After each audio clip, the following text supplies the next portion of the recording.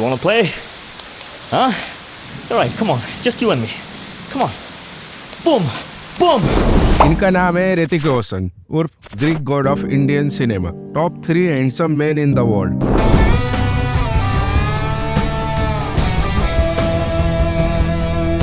Special appearance को छोड़कर 24 सालों में अभी तक मैंने 30 फिल्में ही की है। उन 30 फिल्मों में से 15 टाइम्स फिल्म फेयर अवार्ड में उनका नॉमिनेशन हुआ है। Truly deserving Hrithik Roshan. And उनमें से 6 बार he has picked up the trophy of film fair award. Good evening and thank you very much. Killer look, mind blowing acting skill, मनमोहक dance, कभी हार न मानने वाला जज्बा जिसने बॉलीवुड में नेपोटिज्म जैसे शब्दों में जोर से मुक्का मारा। They saw the picture and they looked at me and said, Hrithik Roshan की पॉपुलैरिटी का अंदाजा इसी बात से लगा सकते हो कि उनके फेक स्पीच की वजह से पड़ोसी देश में दंगा तक हो गया था, जिसमें 4 लोगों की मौत हो गई थी। इवन अंडरवर्ल्ड वालों को भी लगने लगा था कि ऋतिक रोशन पैसा छापने की मशीन है। सबका बाप है वो, उसमें एक बात, पर ऐसा क्या हो गया जिससे ऋतिक रोशन की लाइफ में डाउनफॉल शुरू हो गया, चाहे पर्सनल लाइफ हो या प्रोफेशनल। और मैंने उनको बोला कि आपका बेटा ऐसा ऐसा करता है और उसको आप संभाल लीजिए, तो उन्होंने कहा नहीं। क्या ये ऋतिक रोशन का बैड लक है कि वो बॉलीवुड में या भारतीय ऑडियंस का खराब टेस्ट, जिसकी वजह से फाइटर जैसी मूवी बॉक्स ऑफिस में औसत कलेक्शन ही कर पाई। दुनिया में मिल जाएंगे आशिक कई, पर वतन से हसीन सनम नहीं होता। हीरो ने सिमट कर सोने से लिपट कर मरते हैं कई, पर तिरंगे से खूबसूरत कफन नहीं होता। लक्ष्य जैसी मूवी फ्लॉप हो गई। वो ही मेरा लक्ष्य।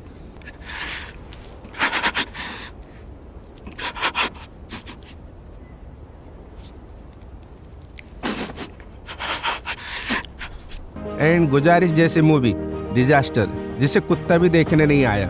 अभी पिक्चर है गुजारिश। Oops, सॉरी सर, कोई कुत्ता नहीं आया देखने के लिए पिक्चर से। आइए आज के इस वीडियो में ये समझने की कोशिश करते हैं कि कैसे हर बार ऋतिक रोशन का टैलेंट शाहरुख खान, आमिर खान एंड सलमान खान के स्टारडम में दब जाता है। But the one thing that will make you great in your life, beyond money, beyond strength, beyond anything else, is your character. Well, मुझे आपको ये बताने में कोई झिझक नहीं है कि ऋतिक रोशन मेरे आइडियल पर्सन भी है, जिनसे मुझे काफी इंस्पिरेशन मिलती है।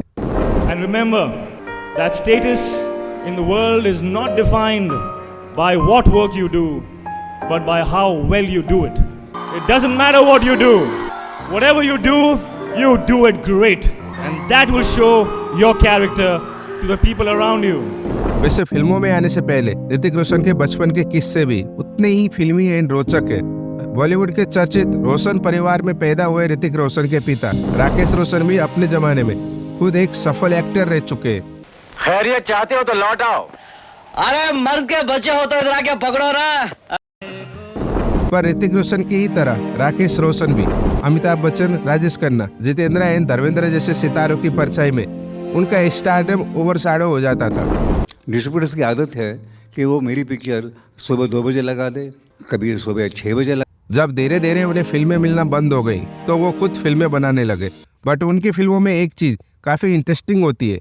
इनफैक्ट आज भी उनके प्रोडक्शन में बनने वाली फिल्म का नाम इंग्लिश लेटर के से शुरू होता है। कोई और चाइल्ड आर्टिस्ट था पहले, लेकिन वो शूटिंग के पहले बीमार हो गया। पर एक स्टार परिवार में जन्म लेने के बावजूद ऋतिक को बचपन में काफी मुश्किलों का सामना करना पड़ा था। एक तो ऋतिक के दाहिने हाथ में एक्स्ट्रा अंगूठा था और बचपन में उन्हें हकलाने की भी समस्या थी। वो तो किसी को हेलो भी नहीं बोल सकता है बराबर, इतना शर्माता है। वो कैसे कैमरे के सामने आएगा? जिसकी वजह से बचपन में ऋतिक हमेशा डिमोटिवेट रहते थे। हेलो बोलो अंकल हैं, और वो फिर इस तरह का शॉट दिया उसने। जैसे कि किसान का बेटा किसान, मजदूर का बेटा मजदूर एंड राजा का बेटा राजा बनने की ख्वाहिश रखता है, ठीक वैसे ही ऋतिक जिस तरह के फिल्मी परिवार में बड़े हुए थे, उनकी भी ख्वाहिश थी कि वो बड़े होकर एक्टर बनेंगे। लेकिन उनके दोस्त ऋतिक को ये एहसास दिलाने लगे कि तुम एक लाइन तो कंप्लीट बोल नहीं पाते, एक्टर क्या खाक बनोगे। 6 उंगलियों वाला कभी कलाकार नहीं बन पाएगा। डर तुझे ये समझाएगा, पर तू आत्मविश्वास दिखाएगा। तू डर से आंख मिलाएगा। डर से मत डर, कुछ अलग कर। शायद ऋतिक को अपने दोस्त की ये बात ट्रिगर कर गई, जिसकी वजह से हमने ऋतिक को कभी भी हकलाते हुए नहीं देखा। इसके पीछे कोई स्टार पावर नहीं था, बल्कि ऋतिक का विल पावर था। जो हम जैसे साधारण मनुष्य में दूर दूर तक कहीं दिखाई नहीं देता। हो सकता है ऋतिक की जगह पर मैं या आप होते तो मेरा नसीब ही ऐसा था बोल के जिंदगी भर अपनी किस्मत को कोसते रहते। अरे खोने के लिए है क्या तुम्हारे पास? कुछ है? क्या है? खोने के लिए कुछ है तुम्हारे पास? तो काहे का डर है? पर ऋतिक उन इंसानों में से है जो अपनी जिंदगी किस्मत के भरोसे नहीं जीना चाहते। अपनी अकलाने की समस्या को ठीक करने के लिए ऋतिक ने थेरेपी लेना शुरू कर दिया। साथ ही फिल्म के डायलॉग्स को नोट करके उन्हें बार बार बिना हकलाए बोलने का प्रयास करने लगे। वो कहते हैं ना, more practice with small figure that can make you perfect. और फिर भी कुछ कमी रह जाए तो आपको ये भी मानना पड़ेगा कि हर इंसान के अंदर कुछ न कुछ कमियां तो जरूर होंगी, जिसको ऋतिक ने भी अडॉप्ट कर लिया था। 6 months ऑफ ट्रांसफॉर्मेशन मैंने एंजॉय किया ना, नहीं बना बॉडी, नहीं बना, ठीक है। 6 महीना मैंने एंजॉय किया। पहली बार ऋतिक रोशन 1980 में आई फिल्म आशा में नजर आए थे जब वो सिर्फ 6 साल के थे।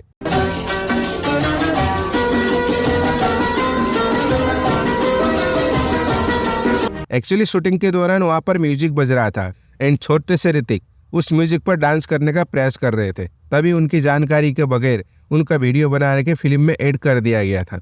उसके बाद ऋतिक को कुछ और फिल्में और इसी तरह के छोटे और अनक्रेडिट रोल में देखा गया था। साड़ी, चोली, बापू के घर में औरत के कपड़े। छोटी सी उम्र में ही ऋतिक रोशन जब अपने आप को बड़े पर्दे पर देखने लगे तो उनके अंदर एक्टर बनने की चाहत उत्पन्न होने लगी। ऋतिक ने डिसाइड कर लिया था कि वो बड़े होकर एक्टर ही बनेंगे, लेकिन उनके पिता राकेश रोशन को लगता था ऋतिक एक्टिंग के लिए नहीं बने। उसी दौरान ऋतिक में एक और बीमारी का पता चला कि उनको स्क्लेरोसिस नाम की बीमारी है, जिसमें इंसान की रीढ़ की हड्डी टेढ़ी हो जाती है, जिसकी वजह से डॉक्टर ने कह दिया था कि ऋतिक अपने जीवन में कभी डांस या स्टंट नहीं कर सकते। This happened to me in 2012 before Krish, and I just couldn't believe this is happening all over again. पर वो ऋतिक थे जिन्होंने हिम्मत नहीं हारी। एक इंटरव्यू में ऋतिक ने बताया था कि जब उनका इलाज चल रहा था वो एक भारी बारिश में फंस गए थे। तभी वो हिम्मत जुटाकर बारिश में जॉगिंग करने के लिए निकल पड़े थे एंड जैसे ही दर्द कम होता वो अपनी स्पीड को और बढ़ाते। उसी दौरान उनको एहसास हो गया था कि वो ठीक हो रहे हैं। वो फिर से एक्टर बनने का सपना देखने लगे। ऋतिक इस दिन को अपने जीवन का टर्निंग पॉइंट भी मानते हैं। पर पिता राकेश रोशन को अभी भी लगता था कि ऋतिक को ना ही एक्टिंग आती है, ना उसकी कोई ऐसी हीरो बनने वाली पर्सनैलिटी है। लाइक घर की मुर्गी दाल बराबर। ये फोन मैंने आपको किया है वो कहने के लिए जो मैंने I love you dad. Hrithik के रिक्वेस्ट करने पर उन्होंने ऋतिक को अपनी फिल्मों में काम तो दिया, लेकिन एक्टर का नहीं बल्कि स्पोर्ट बॉय का। समय आएगा तो सबसे ऊंचा, सबसे बड़ा और सबसे लंबा छलांग हम ही मारेंगे। ऋतिक ने जिस फिल्म से डेब्यू किया था और जिस फिल्म ने उन्हें रातों रात स्टार बना दिया था, एक्चुअली वो फिल्म ऋतिक के लिए बनी ही नहीं थी। उन दिनों उनके पिता राकेश रोशन एक फिल्म पर काम कर रहे थे जिसकी स्क्रिप्ट भी खुद उन्होंने ही लिखी थी।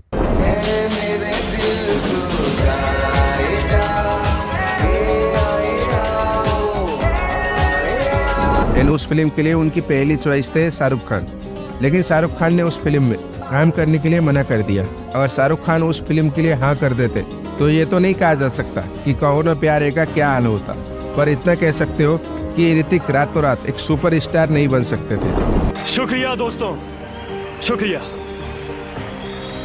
ये आप लोगों का प्यार ही है जो मुझे यहाँ मौत के मुंह से बचा कर लाया है। पहली बार किसी एक्टर को उसकी पहली फिल्म के लिए फिल्म फेयर की तरफ से best debut and best actor का फिल्म फेयर अवार्ड मिला था। Award for the best actor goes to Hrithik Roshan for Kaho Naa प्यार है। इस साल उनकी 2 और फिल्में रिलीज हुई, फीजा और मिशन कश्मीर। हालांकि फीजा एक अच्छी फिल्म होने के बाद भी इतिहास बनाते बनाते रह गई।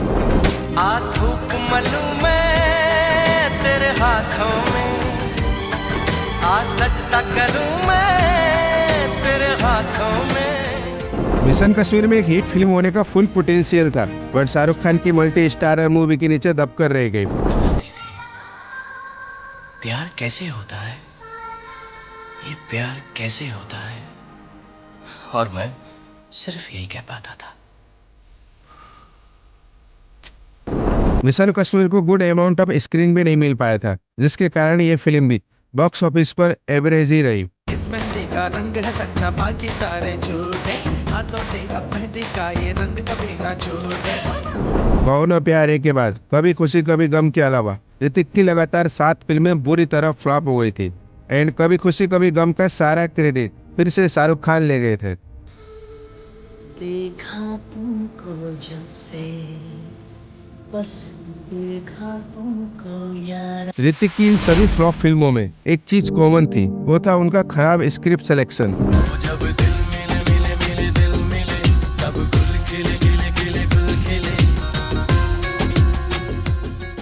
फिल्म क्रिटिक्स इन्हें कुमार गौरव की तरह वन नाइट वंडर कहने लगे थे। लोगों को भी इस बात पे और बल मिलने लगा था जब उन्होंने फिल्म में प्रेम की दीवानी हूं में ऋतिक रोशन को ओवर एक्टिंग करते देखा था। I know, aunty. आंटी, एक मिनट आंटी, आप you're so beautiful, आंटी। 2003 में फिर से उनके पापा उनके डूबते कैरियर का नया पार लगाने आए फिल्म कोई मिल गया लेकर। माँ कहती कि पाप करने वाले को यही सजा मिलती, पर मैंने कोई पाप नहीं किया, फिर मुझे क्यों सजा मिलती है? उस फिल्म के लिए ऋतिक रोशन ने अपना सब कुछ दांव पर लगा दिया था। फिल्म रिलीज हुई तो क्रिटिक्स से लेकर दर्शकों तक सभी ऋतिक की एक्टिंग देखकर उन्हें नेक्स्ट सुपरस्टार कहने लगे। आपने कहा था ना सर कि अपने बाप से सीख क्या, मैं अपने पापा से सीख क्या सर। इसी फिल्म के लिए एक बार फिर से ऋतिक को उस साल का बेस्ट एक्टर और best actor critics film fair award भी मिला था। फिर कोई घटा बरस गई रे। उसी दौरान की बात है जब राम गोपाल वर्मा कंपनी एंड भूत जैसी एक्सपेरिमेंटल मूवी के कारण खूब चर्चा में थे। वो ऋतिक रोशन को साथ लेकर एक फिल्म बनाना चाहते थे, बट ऋतिक अपनी पिछली फिल्मों की गलतियां दोहराना नहीं चाहते थे। वो अपनी स्क्रिप्ट सिलेक्शन में काफी चूजी हो गए थे। ऋतिक ने राम गोपाल वर्मा को छोड़कर फरहान अख्तर की फिल्म लक्ष्य में अमिताभ बच्चन के साथ नजर आए थे। तुम हमेशा कहती थी ना कि मेरी जिंदगी में कोई लक्ष्य नहीं, अब है। बट एक बेहतरीन मूवी होने के बाद भी बॉक्स ऑफिस में लक्ष्य कुछ खास कमाल नहीं कर सकी। लेकिन जब इस फिल्म को टीवी पर रिलीज किया गया तो इसको काफी अच्छा रिस्पॉन्स मिला था। मिल जाता है, बाप बैठा है कमाने के लिए, इन्हें कुछ करने की जरूरत क्या है। इसके बाद 2006 में आई फिल्म क्रिस 2 जो कोई मिल गया की सिक्वल थी। उसने बॉलीवुड को पहली बार एक सुपर हीरो दे दिया था।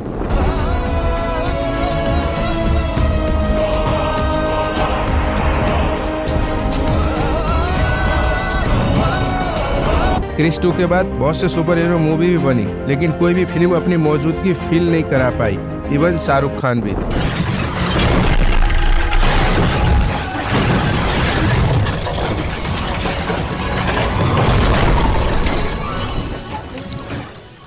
उसी साल आई फिल्म धूम 2 ने ऋतिक रोशन को एक नई ऊंचाइयों में पहुंचा दिया था। लोग भी मानने लगे थे कि ऋतिक रोशन अपनी होम प्रोडक्शन के अलावा बाहर की फिल्मों को भी हिट करवा सकते हैं।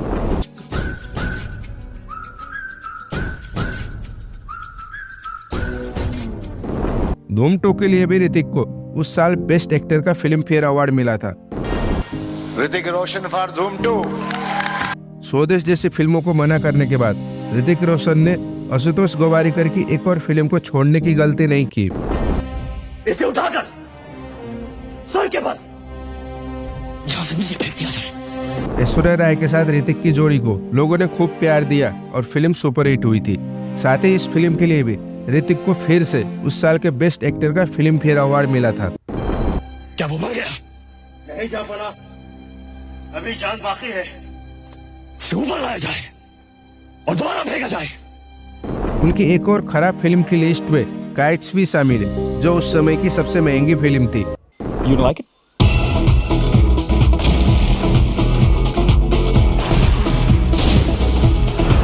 भले ही काइट्स बॉलीवुड की पहली ऐसी फिल्म थी जो नॉर्थ अमेरिका के टॉप 10 फिल्मों में शामिल हुई थी, पर भारत में ये फिल्म सुपर डुपर फ्लॉप हुई थी। मैं उल्लू की पट्टी हूँ। मैं उल्लू की पट्टी हूँ। इसी फिल्म के बाद ऋतिक के पर्सनल लाइफ में भी प्रॉब्लम आने शुरू हो गए थे। मैं उल्लू की पट्टी हूँ। इसी साल ऋतिक रोशन संजय लीला बंसाली की फिल्म गुजारिश में फिर से ऐश्वर्या राय के साथ नजर आए थे। I feel his suffering a lot. Film भले ही बॉक्स ऑफिस पर औंधे मुंह गिर गई थी, लेकिन क्रिटिक्स ने इस फिल्म में ऋतिक रोशन की एक्टिंग को खूब पसंद किया था। पूरी फौज ले आए। Well, मेरे पास बिग सोल्जर है। उसके बाद 2011 में ऋतिक रोशन जोया अख्तर की मल्टी स्टारर मूवी जिंदगी न मिलेगी दोबारा में नजर आए, जो कि एक सुपर हिट फिल्म साबित हुई थी। मैं एक ट्रेडर हूँ, जापानीज स्कूल गर्ल नहीं। उसके बाद ऋतिक को अमिताभ बच्चन जी की सदाबहार फिल्म अग्निपथ के रीमेक में काम करने का मौका मिला। 2013 में आई फिल्म क्रिस 3 ने सिंगल डे में सबसे ज्यादा कमाई करने वाली शाहरुख खान की फिल्म चेन्नई एक्सप्रेस का रिकॉर्ड तोड़ दिया था।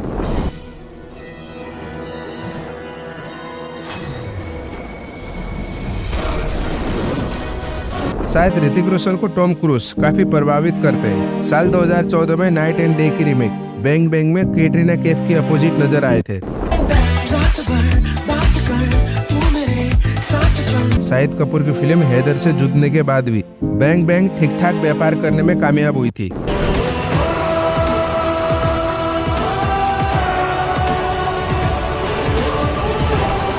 साल 2016 में हमें ऋतिक की एक और डिजास्टर फिल्म देखने को मिली, मोहनजोदारो। 2017 में आई फिल्म काबिल से उन्हें बहुत आशाएं थी, जिसमें ऋतिक ने एक अंधे व्यक्ति का किरदार निभाया था। फिल्म भी अच्छी बनी थी, पर बॉक्स ऑफिस में उतना व्यापार नहीं कर पाई जितनी उम्मीद थी। कारण एक बार फिर से शाहरुख खान थे। शाहरुख खान ने जबरदस्ती अपनी फिल्म रईस को काबिल के साथ क्लैश करवाया था। अक्सर दिखाई नहीं देता पर शामिल जरूर होता है सर। हर खुदकुशी करने वाले का कातिल जरूर होता है सर, जिसका खामियाजा दोनों फिल्मों को भुगतना पड़ा था। और सबसे बड़ी बात सर, आप सब कुछ समझ जाओगे पर आगे किसी को समझा नहीं पाए। 2019 में ऋतिक की 2 फिल्में रिलीज हुई थी, सुपर 30 एंड वार ने तो उस साल कमाई के सारे रिकॉर्ड भी तोड़ दिए थे। गोली मारी just to be safe. दाईं आंख में भी। विक्रम बेदा जैसी रीमेक फिल्मों का फ्लॉप होना शायद कोई नई बात न हो, बट फाइटर जैसी मास्टरपीस मूवी कैसे फ्लॉप हो सकती है? इंडिया ऑक्युपाइड पाकिस्तान, जबकि एनिमल, पठान एंड गदर जैसी वाहियात मूवी ऑल टाइम ब्लॉकबस्टर हो जाती है। मुझे सिखाया गया था कि जब आप सक्सेसफुल बन जाओगे तो आपको खुशी एक्सपीरियंस होगी। Success will be equal to happiness. Hrithik Roshan की एक कंट्रोवर्सी ऐसी है जिसके बारे में बहुत से लोगों को पता नहीं है। 10 साल पुरानी बात है कि एक अफवाह उड़ी नेपाल में कि भारत का एक एक्टर ऋतिक रोशन, उसके हवाले से ये बात कही गई कि उन्होंने कुछ नेपाल विरोधी बयान दिया, जबकि सच ये था कि उन्होंने कुछ कहा नहीं। बात है दिसंबर 2000 की, जब नेपाल में ये खबर फैलाई गई थी कि ऋतिक ने अपने इंटरव्यू में बोला है कि उन्हें नेपाल एंड नेपाली पसंद नहीं है, जिसकी वजह से नेपाल में आंदोलन शुरू हो गया था। लोग सड़कों पे आकर ऋतिक रोशन का पुतला जलाने लगे थे।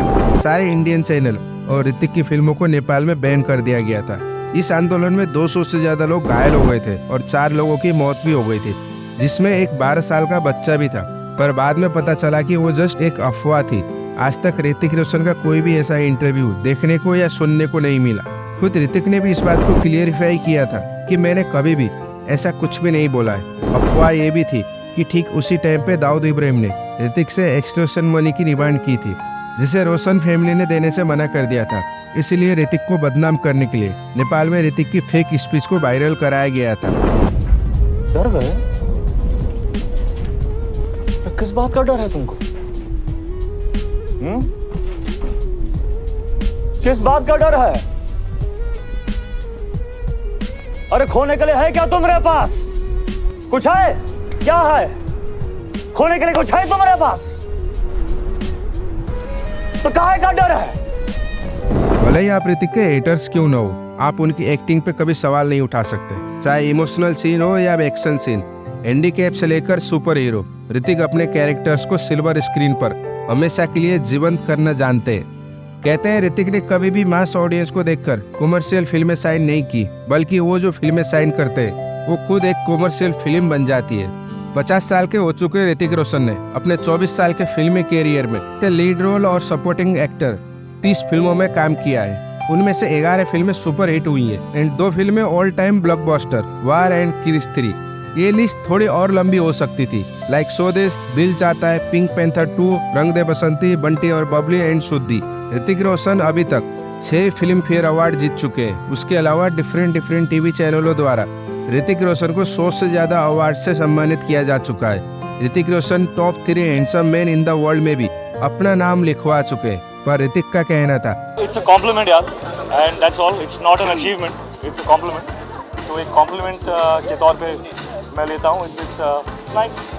ऋतिक की इन्हीं बातें मुझे कायल करती है। वो हमेशा डाउन टू अर्थ रहते हैं।